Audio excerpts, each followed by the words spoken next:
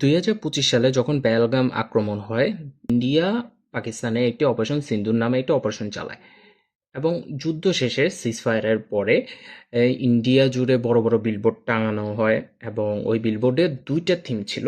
এক হচ্ছে বিজেপি সরকার এবং নরেন্দ্র মোদী।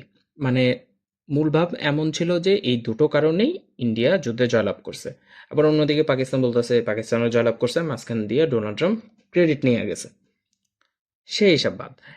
এখন বাংলাদেশে নতুন সরকার আসছে, বিএনপি, এবং তাদের নির্বাচনী ইশতেহারে তারা বিভিন্ন ধরনের কার্ড দেওয়ার প্রতিশ্রুতি করছে এবং এসে তারা অলরেডি দুটো কার্ড দিয়ে দিছে। এক হচ্ছে ফ্যামিলি কার্ড আর একটা হচ্ছে কৃষি কার্ড। ভালো কথা। তো রিসেন্ট দেখলাম স্থানীয় সরকার 412 কোটি টাকা ব্যয়ে পুরো দেশ জুড়ে ইলেকট্রিক্যাল বিলবোর্ড স্থাপন করবে এবং সেখানে প্রচার করা হবে যে সরকার জনগণকে বিভিন্ন ধরনের কার্ড দিয়েছে, যেটা সম্পূর্ণ হাস্যকর। কারণ একদিকে বৈদেশিক ঋণের চাপ, অন্যদিকে বর্তমানে জ্বালানি সংকট। এই সময় সরকারের উচিত ছিল বিভিন্ন ধরনের অপ্রয়োজনীয় ব্যয়গুলোকে কমানো, কিন্তু কমানোর পরিবর্তে সেগুলো বাড়াইতেছে।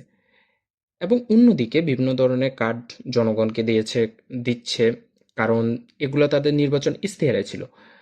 কিন্তু বাংলাদেশের যে রাজনৈতিক যে প্র্যাকটিস, সেই প্র্যাকটিস অনুযায়ী জনগণ আদৌ উপকৃত হবে কিনা সেটা একটা বড় কোশ্চেন। কারণ যায় তো একটা পাইপলাইন দিয়ে, কারণ টাকা তো আপনার একটা পাইপলাইন হয়েই তো জনগণের হাতে যাবে, সুতরাং মাঝখান দিয়ে নেতারা কি পরিমাণে টাকা খাবে সেটা একটা বড় প্রশ্ন।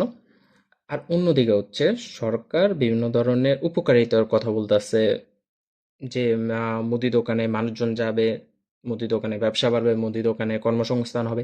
ওকে, কিন্তু একটা জিনিস চিন্তা করেন, জনগণের হাতে টাকা আসলো, অনেক টাকা, কিন্তু আমার কি আদৌ সাপ্লাই কি বাড়লো? কারণ একজন মহিলাকে আপনি টাকা দিলেন, সেই মহিলা তো দোকানে গিয়ে কিনতে যাবে, সুতরাং আরও তো মহিলা আসবে যে একই প্রোডাক্ট কিনতে, তাই না? কিন্তু আমার দোকানে কি সেই পরিমাণে সাপ্লাই আছে?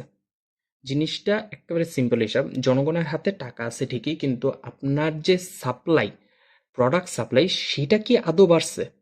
জনগণের হাতে টাকা চলে আসছে কিন্তু আপনার সাপ্লাই বাড়ে নাই, সুতরাং আপনার সাপ্লাই এবং ডিমান্ডের যে ব্যালেন্স, সেই ব্যালেন্সটা তো হয় নাই, তাই না?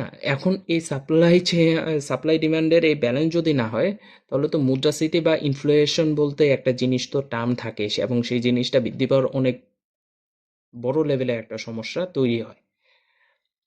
এবং আপনারা আসলে টাকাটা দিবেন কোথায় থেকে, তাই না? জনগণের হাতে তো টাকাটা দিবেন, কিন্তু এই টাকাটা দিবেন কোথায় থেকে?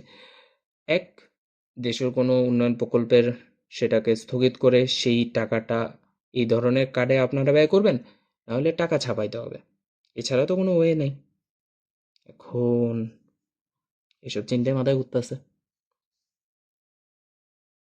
সরকার কি সিঙ্গেলদের জন্য সিঙ্গেল কার্ডের ব্যবস্থা করতেছে না?